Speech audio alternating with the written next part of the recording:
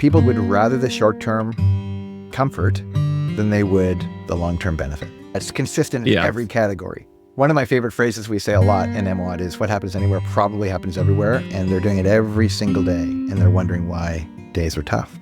Well, they're starting so far behind the start line, they're miserable. And they go, well, I guess today's sunk, maybe tomorrow will be better. But they don't set up tomorrow to be better.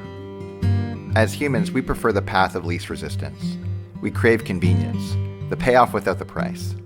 But when our lives revolve around comfort, it doesn't deliver. Living in perpetual comfort leaves us weak and asleep. This podcast is an invitation to flip that script, to choose the unlikely path, to get the life you really want through voluntary discomfort. This is Strong and Awake. I'm Dane Sanders. Hey, Dane. Hey, Mitch. Here we go. Here we go. Hopefully folks have listened to or watched last week's episode, because we are very much jumping right off of that into this. So if you haven't already listened, go back and listen to last week's. But we'll give you a quick little survey here at the beginning to kind of orient yourself. Last week, we talked about all of the different options and the promises that are out there. The things that many of us have tried, whether it's the New Year's resolutions, getting this new book or course, maybe it's the new gear, the new latest and greatest, what have you. And in almost every case, they fall short. Or I would say in every case, they fall short in some category at least. Right. Well, let's get even more clear. So why do people pick all those things? Like, what is it about? Like, what are we trying to get out of the thing? What's our why? Why do we want to have New Year's resolutions? Why are attractive gear interesting to us? Why is it that we think these promises of change and transformation are so attractive? It's because the end point is what we really want. And sometimes we don't articulate what we want, but when we get clear on it, it's a really helpful driver. It's like the vision of what our life could be that isn't true today, the promised land. And of course, once we get clear on what we want, it's healthy and good to be driven towards those things. But what was least helpful for me, redemptive for me even, because I've tried all the things that we talked about last week, is just recognizing the trade-offs of what some things offer and what they don't. It's not reasonable to expect to get a certain result from a thing that wasn't designed to give that result. And when we understand the nature of these offers, we can begin to decide which is right and best for us to pick next. It's, I'm reminded, I'm a writer and I spend a lot of energy around things that don't actually help me produce good writing. The joke, of course, in the writing circles is like, if I just knew the kind of pencil Hemingway used, then I would be a great writer, And of course, we all know, if we pause for 10 seconds, that that's not true. And yet, a late night infomercial, something coming up on our scrolled feed of, if I just had that piece of gear, then I would actually get up in the morning and go work out. And of course, it's not actually how it works. It's just like Hemingway's pencil. So, and by the way, if you're getting up every day, get the best pencil you can find, metaphor. and I think there's usefulness in the tools, but not in as a launch point, and especially not as if you're unclear as to what you're actually going for. And I think last week we spent a really good amount of energy getting clear on, like, if we're looking for things like longevity, sustainability, overall health, physical health, emotional health, our souls being in a good place, relationships that are flourishing, feeling great when you wake up and, you get out of the shower and you look in the mirror and what you see, where your mind is wandering throughout the day, being disciplined around the things that you say are important in your life, where you get to the end of your days and you go, I love that I got to live this day. And it's not dread waking up the next morning and going, gosh, what do I do with this?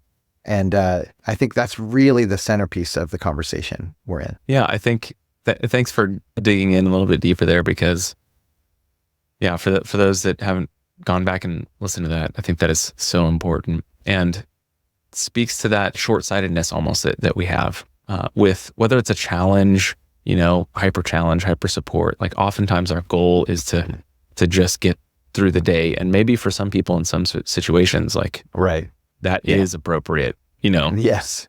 Yes, indeed. But oftentimes if we just live in these short-term goals, this nearsightedness, we can often get either way off track from where we actually want to go, or never actually kind of wake up and open our eyes to see what's around.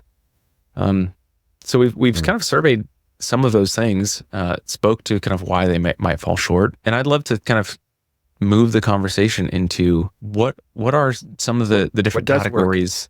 Yeah, like what works? Like, okay, cool. You've done the doom and gloom. Dissecting. And I want to say, for us at Men and Women of Discomfort, our tagline is, it's probably not for you.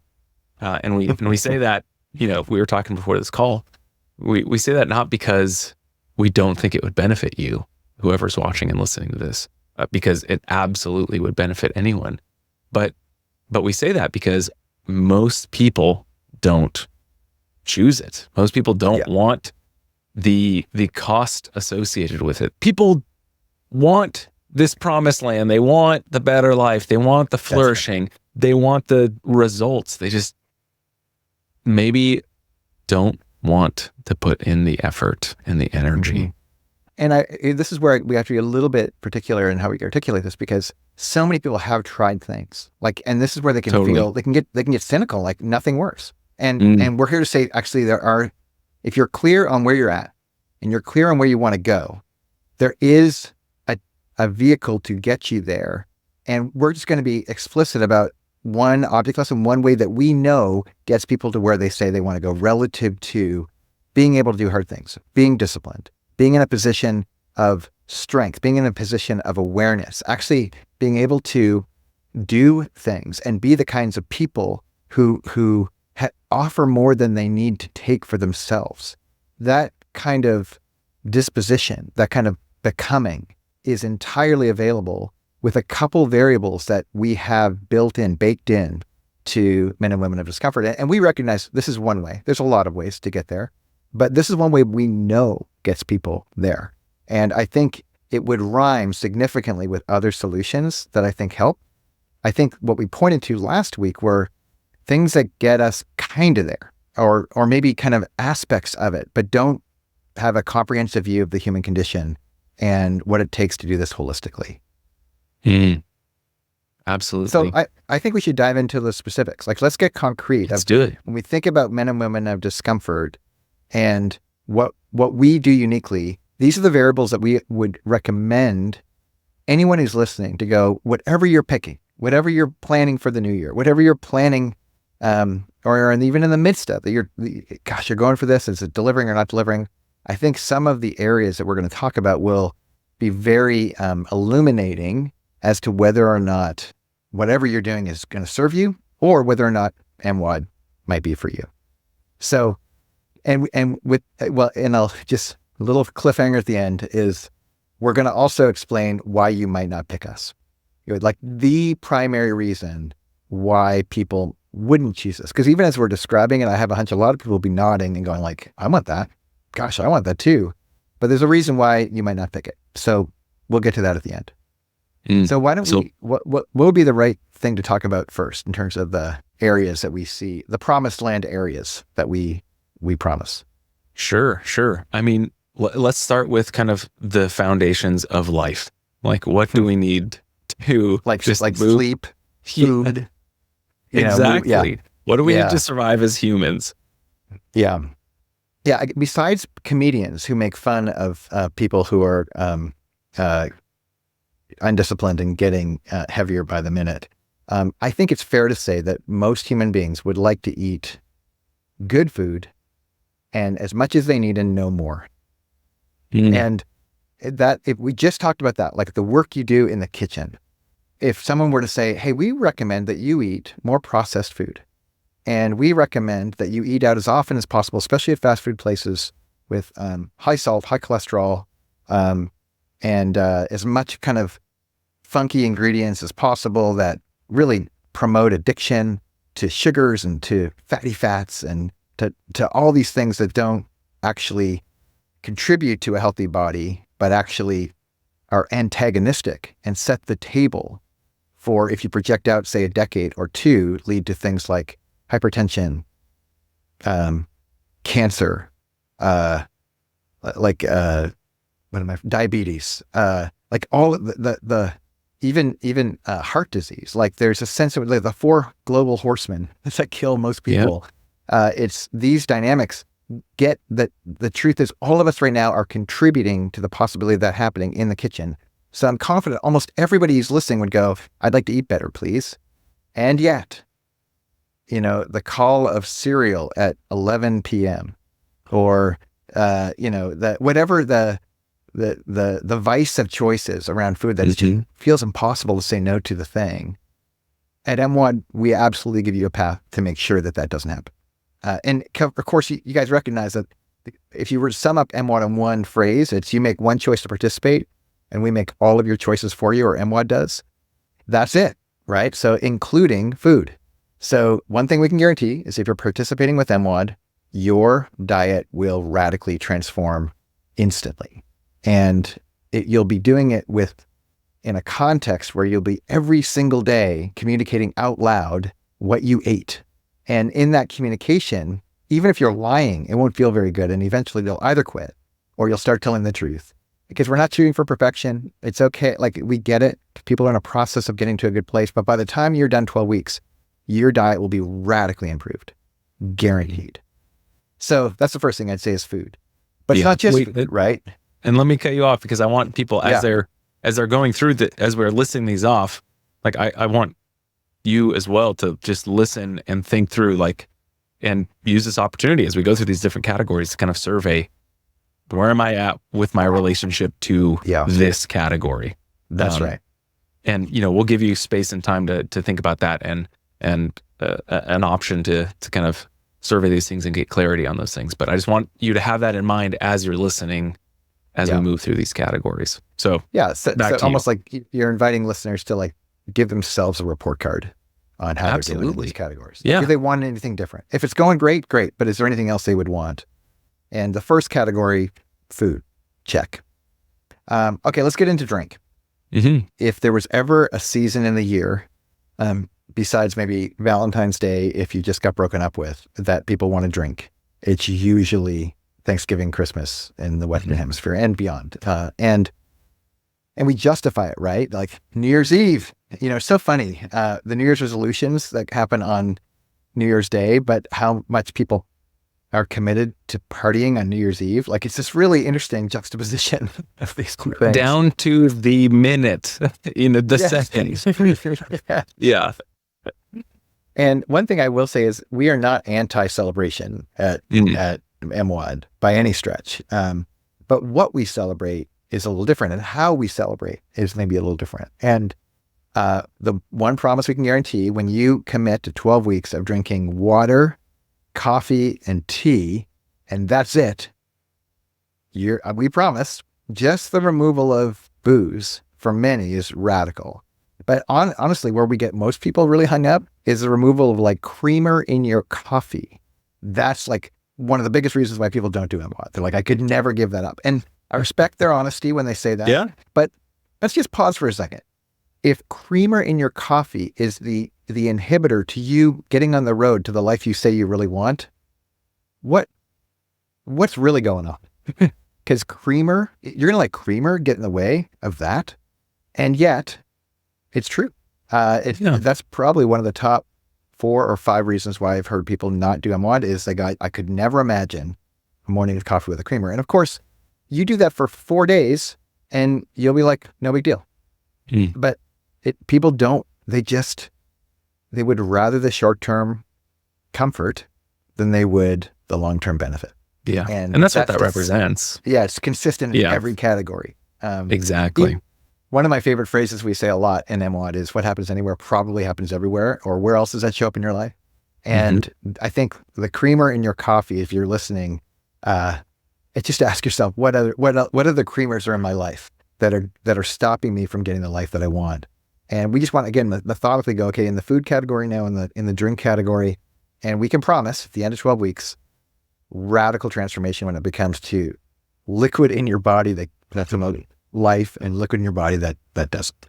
And by the way, it's not the end of creamer forever. It's not the end of booze forever. To be really clear, we have a maintenance plan, I promise you, but it's a constantly revisiting process where you get to people who have been in our community for a long, long time, every 3 months, they get a chance at least 1 month out of every 3 for the rest of their life.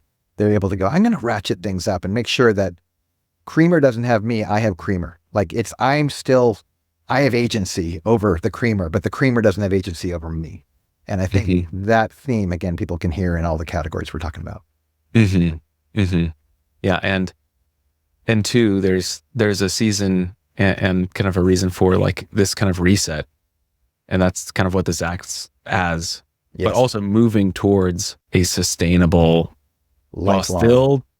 I think a lot of people can confuse sustainability with ease or lack of challenge. That's right. That's right. That's not it. There's still rigor. There's still rigor. Right. Don't you want to be famous for being rigorous with yourself rather than light with yourself? Be gentle with others, but be rigorous with yourself. It's an old Stoic idea, and it's there for a reason. It's how humans flourish, and yet it's often neglected. And all we've talked about is food and drink. And that's, I know. Like, let's move to the next category. Yeah. What should we talk about? So we've got food, we've got drink, sleep. This is a huge one. Something that is a huge one. That is, very apparent to me as, 2 nights ago, I stayed up way too late and I'm still feeling the effects of this. Sleep is so vital. And I think there's a lot of against the stats, but if you probably surveyed anyone in the United States, like we're probably well under what one would expect for a healthy range or what we need to kind of function healthily. But let's unpack sleep. Yeah, well, so the benchmark at MWOD is 7 hours every night. And whoever's listening, if you're already getting 7, 8, 9, good for you. You're in great shape. This is the category you're going to get the most benefit from. But for many, to your point, for sometimes very good reasons, your sleep are being interrupted. So you might have little kids.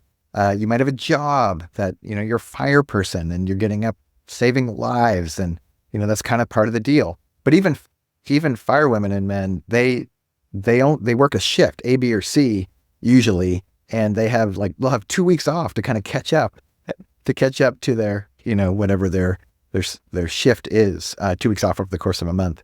And that dynamic is important to recognize, that you need sleep to function well. It's a fundamental first principle that, sleep hygiene as a category is one that people become more and more aware of, especially if they realize the longitudinal impact of years and years and years of not very much sleep, buying into lies like I should hustle and I'll sleep when I'm dead, and, bad lyrics like that, or kind of the idea that I don't want to miss out on things. So therefore, I think of my kid who will get caught scrolling in bed, and my adult kids, to be clear, your kids would never, because they're too young and they don't have that.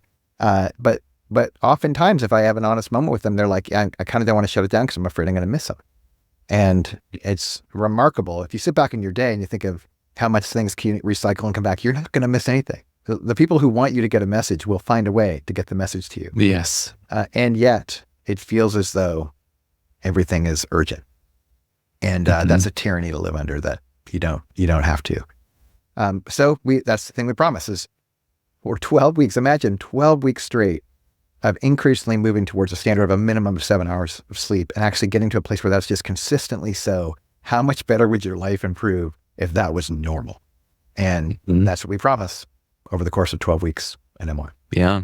Yeah. There's that expression, and it's talking about drinking specifically, but drinking is borrowing happiness from tomorrow. It's like, we do that so often with sleep. That's one of the first things that go out, whether that's amusement, whether that's catching up on work, whether that's anything. That's right. But I think what you're speaking to, as you use your kids as an example, so many of us will unknowingly drift into mindless scrolling, amusement, etc. And like, just, we have a poor relationship with our phones, with technology, with these other kind of means. So what is that as a category? And maybe not as foundational as sleep and water and food, but I know that we speak to that in MWOD, and we kind of prescribe something as it relates to phones in bed. No phones in bed. That's a lock from day one, that we ban your phone from your bed.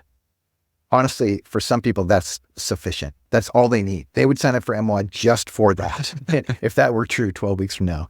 Because they know the misery they experience, not when they're on their phone, because they're getting dopamine hits. It's when they wake up the next day. It's like a hangover, a digital hangover. And they're doing it every single day, and they're wondering why days are tough. Well, they're starting so far behind the start line. They're miserable. And they'll get to about, whatever time of day they raise their awareness, and they go, well, I guess today's sunk, maybe tomorrow will be better. But they don't set up tomorrow to be better. And that's kind of one of the reasons why we have that built into the equation. So imagine a world where no phone in bed, you've gotten 7 hours of sleep, you put no liquid poisons in your body, and you fueled your body with really great, nutrient-rich, the kinds of food that make your body right. And that's just like the basic, not even counting the last foundational piece, which is fitness, working. Yeah. What do you do with that fuel, Yeah. Put it to work, right? And for a lot of people, they're like, oh gosh, yeah, I should work out more. This is probably the number one New Year's resolution, is I'm going to go to the gym more. And the tragedy, by the way, side note, is they mix up their kitchen with their workout room, and they think, I'm going to lose all this weight in the workout room. When usually what happens, even if they're successful, is they go to the workout room, for the 3 weeks before they stop going to the gym with their New Year's resolution. And they burn some calories. They get on that treadmill, and they do whatever they think, and they kind of want to reward themselves. So what do? They betray the kitchen to reward the work in the gym, and they gain weight. It's just this. And then they get in 3 weeks later, they quit the gym too, and they've established a higher benchmark for bad food intake or drink or whatever it is, and all of a sudden, there it is. I see it all the time. People leaving, like, I don't want to pick on any particular thing, but I have a friend who did some accomplishment in a new year. His name's Charlie, and I saw he posted on Instagram leaving Orange Theory, and this like stack of pancakes, and like he was just like, I did my challenge, and now I'm going to reward myself. And I was just like, total. Oh, well, I guess in one meal, you're going to make up for 3 weeks of work. But so what we do is we get the kitchen right first, right? And then with the kitchen in play, then we set up the workout. And the workout is something that you don't have to decide. It's actually prescribed for you, soup to nuts. So no cognitive load, no walking in and wandering around a 24-hour fitness thing, thinking, what should I do? None of that. It's purely set up for you, top to bottom, decided for you every single day. What are you going to do? And you're going to end up working out Monday, Tuesday, Wednesday, having a different kind of workout on a Thursday, working out Friday, and then having a surprise challenge on a Saturday, and then a rest day on a Sunday. So you go from, for many people who start, they go from no working out to 6 days a week. And some people think, oh my God, so extreme. The irony is we're not asking people to kill themselves. We're asking people to show up, to be consistent, to start where you're at, our goal is not to get you injured, not to get you hurt, not to get you in any way kind of discouraged. It's actually incredibly empowering to get some kind of a baseline and then incrementally build. And this is why we see these tremendous results 12 weeks in, where people have both lost weight and gained muscle, and do it in such a way where they're like, I didn't know this was possible. Commonly 30, 40 pounds in a 12-week window. And and when I say common, I mean super common, women and men. And it's just utterly inspiring. And it's so funny because at the end of it, people don't say that's the reason they're so happy. That's just the byproduct of why they're so happy. But they are pretty happy with those results. Best shape of their life. For sure. There are so many other categories. Those ones are very, very clearly defined. They are. But I'd love to, if you think it's appropriate, go through some of like the the potential either fulfillment pieces, freedom pieces, or Yeah. like the habits themselves? Yeah, let's talk about those things. So on the fulfillment front, throughout the process of MWOD, some other habits get introduced. Things like, you learn how to do hard things like getting in cold water or holding your breath. And if those concepts seem utterly foreign or ridiculous to you as you're listening, don't let that get in the way. Just trust. People weaker than you have tried these things and succeeded. And I promise you, none of it's unsafe, and you will be so glad on the other side of it. But these are the kinds of uncomfortable habits. We're not trying to be the best fitness program or the best nutrition program on the planet. Everything we do is sound and informed, but the goal is to look for the uncomfortable thing for you. And we do it comprehensively. So we start with the fundamentals that we've all talked about already. And then we start getting into other kind of areas to poke and prod. Things like, again, getting up and having a cold shower, learning how to hold your breath, learning how to journal, doing anonymous good deeds for other people, and doing good deeds and not getting credit and learning how that feels. Intermittent fasting, having times of the day where you're like going to be a little hungry and you don't eat anyways. And you know what, that you get to know it, get comfortable with that feeling and practice it. Meditation, sitting by yourself and listening to your breathing.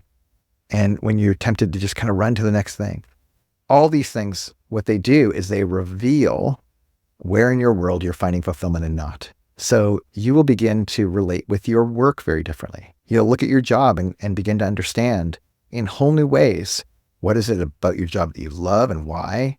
What is it about your uniqueness relative to your work, and how do they potentially fit? Why are certain side projects really interesting to you? Or why do you fantasize about side projects but haven't taken action on them in a while? But now you might want to, or maybe even be empowered to go do those things. But fulfillment as a category is something that comes up over and over again, especially after your first round, where people begin to realize, like, I actually can, with the foundation of a daily practice and play, I can actually start applying the resource that is me in the directions that make me the most flourished as a person. I can get clear on those things. I can understand the direction, the plan to get there, and I'll be the kind of person who's able to take action and doesn't feel paralyzed, just looking at the life that other people get to have and I don't get to have it. So fulfillment is a category we mainly think about work and projects, but through all of the disciplines that are we exercise together in community and stay accountable over and over again. I get to account for what I'm doing. I also develop an awareness, a self-consciousness to all the relationships in my life. And one of them, the biggest one for most people, is the amount of time they spend at work. And I think that's a massive category. And another massive category in this regard is our relationships. We become far more aware of, familial relationships, family, our romantic relationships, the friendships we have allowed in our life, even how we relate with people other than ourselves. I like to call them foreigners, the people who we kind of bump into in life. And when we react in a way that we don't totally like, just in the marketplace of life, could we actually bend our reactions in such a way that we react more in tune with what our highest and best self would do? How we work with the teams in our lives, like who we work for, who we work with, or who works with you, or who's working on you even. Can you foster those relationships in a way that moves you first consciously, but then in action towards the life you really want, a life that's worth living? And as people see this as part of their lifelong practice, they become more and more conscious to what's possible for them and are empowered to take the steps to get there. And even beyond like work and relationships, how about like fun? That was one of the biggest reveals for me over the last several years. It's like, I'm not a very fun guy.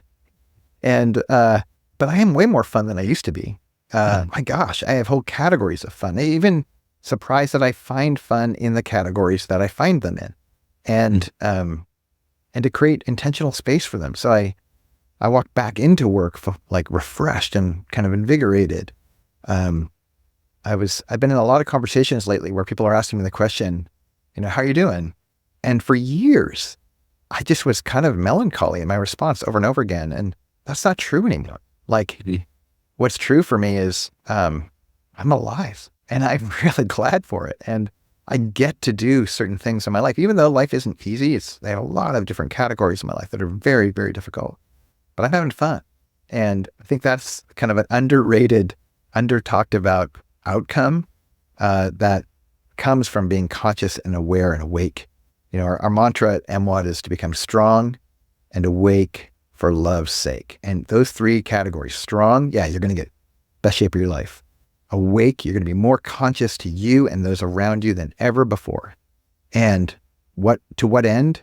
Not just for your end, but to ends bigger than yourself, to be a part of a bigger life, to create a life of significance in Seth Godin's language, or to create a life of meaning in Viktor Frankl's language. It's profound what can open up through this process. And then one last category I'll just point to very quickly is money. Or I guess two more. One is money. Like we start becoming aware of things like our debt, savings, giving, investing. And then finally, a kind of transcendent categories that we promise over the course of 12 weeks. It's kind of amazing, these promises, but it's just evidently so that this happens. But people, they gain freedom from things like addictions, toxic relationships, drama, trauma, other people's expectations of them in their lives, other people's beliefs being imposed on them. In some cases, very kind of radical people, like getting off of hypertension medication, or whole hosts of things. Doctors saying, like, what have you done? And you can say back to them, it's probably not for you, doc, because I just had a comprehensive life reset, and I'm on a trajectory to keep this for the rest of my life. So those are kind of freedoms from, and then kind of freedoms toward, or faith toward at some level, is really a renewed clarity around people's faith traditions, things that they hold as transcendent, bigger than themselves, higher powers in their life. They find a path toward those higher powers that are more in integrity with what they say they believe, because it's increasingly unsatisfactory to be out of alignment.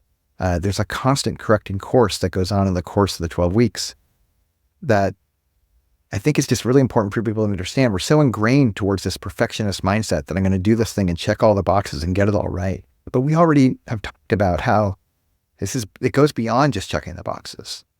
We get to a place of a lack of satisfaction without my whole heart moving forward. And my whole heart, which is riddled with complexities, that all comes with me.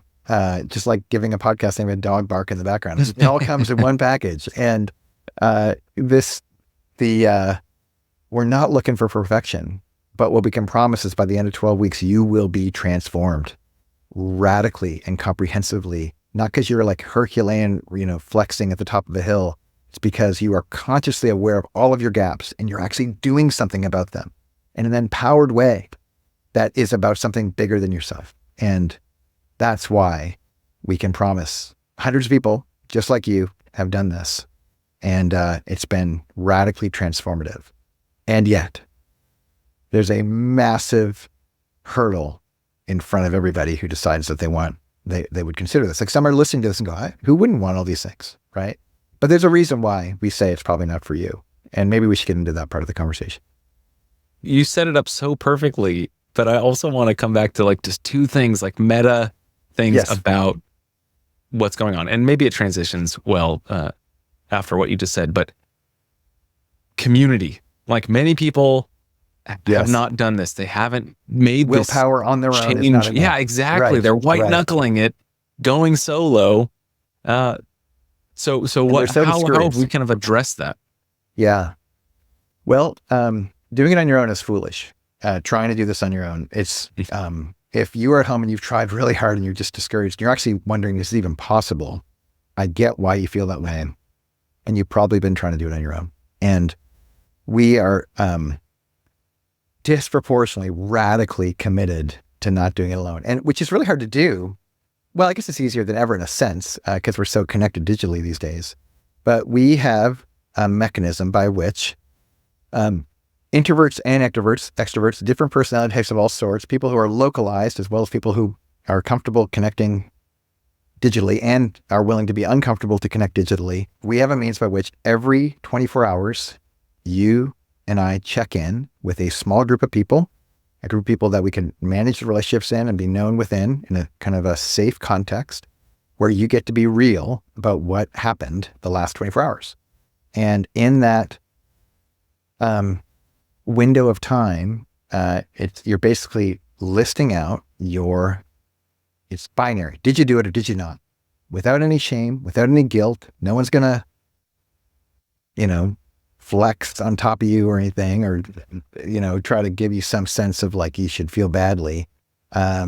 People will get curious with you. They'll ask you questions, especially if you try to kind of declare that you kind of did something and we're really close, and we'll illuminate that conversation to make sure that you're really explicit and clear so that you're conscious of what you've done or not done so that you can improve. So you can move that 1% further between this day and tomorrow. And you do that consistently for 12 weeks and, oh my gosh, radical reset in your life. But you try to do that on your own, you're just going to get beat up by life. The drift is too much. It's just a lot to navigate. We're built to be in community, and we were built to own things with responsibility as individuals. And we wed those two things really, really elegantly with small groups, with large groups, even the cadence of a day versus the cadence of a week. We have a certain thing that happens every Monday, every Tuesday, every Wednesday, every Thursday, every Friday, every Saturday, and resting, no communication on Sundays. And we do it in a way that doesn't feel like social media. It's like a family conversation. It's community in a closed context, and it's a really elegant system. So we do check in on our phones every day in a video centric way. Feels very conversational, and it's not a burden. It's like you bond with people that you make uncomfortable choices with. And it's profound, the level of care. Like I think of Mark Brewer in our community, who I've known now for a long time. We've never been in person together. And yet, like, I don't know how tall he is exactly. And there's a sense in which, like, it's crazy to me. Yeah. And we feel bonded like brothers. And we're influencing our ability to parent, and we're in our communities and how it's amazing to me. And because of video centricity and the snap to check in, it's amazing how far we can get, even though my dramatic preference is to be in person with people. And we have plans for Mark and I to meet, but it's amazing how far we can go with these digital tools in the midst of our community. So we have a community of people that are kind of journeying along with you in the right direction, that want similar things, distinct, but they want a flourishing life as well, that are doing the work to do that. And then you also have guides that have gone before you, that are there to not just tell you what to do, but to get curious, like you were saying, to challenge, to call up. That's right. And it's not like they're standing on a high horse, kind of, whipping you. It's like they're right alongside you. Right. But the other thing that's fun is we've reached critical mass now, where in a lot of cities there are other humans just like you doing it in your city. So you get the benefit of in person and small group online and large group online, that you're part of a bigger thing with a beginning, a middle, and end, and a chance to go again with people who've gone before you at various stages. Some have gone like several rounds, some have gone just 1 or 2 rounds, some is in the exact same round you're in. And that's a really powerful kind of set of contributors to community life. Yeah. But you said there was 2 things. One was community. What was the other thing? We've got people that have done this many rounds, and in your case, whatever, 20, 30 rounds. And there's a certain cadence and natural things that come up as we all go through this process, not just in your future round, which is what we call your first round of MWOD, but in life, there's certain kind of patterns and rhythms. So aside from guides, we also have kind of these guideposts or anchors, if you will. And we don't have to go through all of the anchors, but I'd love, to hear an unpacking briefly of what those anchors are, the purpose that they serve, and how they complement the very embodied, habits that we're also stacking. I think it's really important to talk about that. Thank you for reminding me about that. So I mentioned that we have this weekly cadence, right? So every Monday we get a new habit. Every Tuesday we get a tip. Every Thursday, any truths that you discover, you get to share out loud in the Thursday truths. Fridays are Friday fess ups, so like confessionals of where you missed the mark and what you want to correct course. Saturdays is a Saturday challenge. But right in the center of the week, we have this thing called Anchor Wednesday. And anchors are meant, it's the reality that we're living in this storm called the whirlwind of being a human being, and the drift is taking us places we don't want to go. And we need to find ways to tether ourselves to the reality we're committed to, the future person we want to become. And we have pithy little phrases that have become famous in our community that we practice and live out and remind each other of all the time. And if I was going to if I was going to sum all of them up in one kind of phrase, it's perspective. It puts you, if you consider each of these anchors in the right perspective, if you consider them, it puts you in the right perspective to make good on your commitments in your day. And it's conscious, right? These are ideas. So you take the idea that laid over your actual life, and I'll give an example in a second, shifts your perspective. So like the first one we do in week 1 is week 2, I guess, we talk about get to. And get to, again, 2 little words, changed my life. The idea, I learned this from a mentor of mine, a guy named Dan Tacchini and Jean Marie Jobs, and they trained me in this idea of so much of life feels like I have to drink enough water. We didn't talk about water. People get to drink 96 ounces of water every day. It wasn't a full comprehensive survey. They got to have some surprises. Okay, that's good. Fair enough. So, yes, I have to get to the workout gym. I have to eat right. I have to, make my spouse happy. I have to be a great mom or dad. What if you get to? What if you could do a reversal in every one of those categories that feel like a chore in your life, even the project at work, even things like, I have to take that medicine. I have to take out the trash. I have to have that conversation that I've been dreading. But what if it was I get to take that medicine? What if I didn't? I get to take out the trash. What if I don't? Or I get to have that conversation that could give me years of relationship of flourishing as opposed to relationships of dread.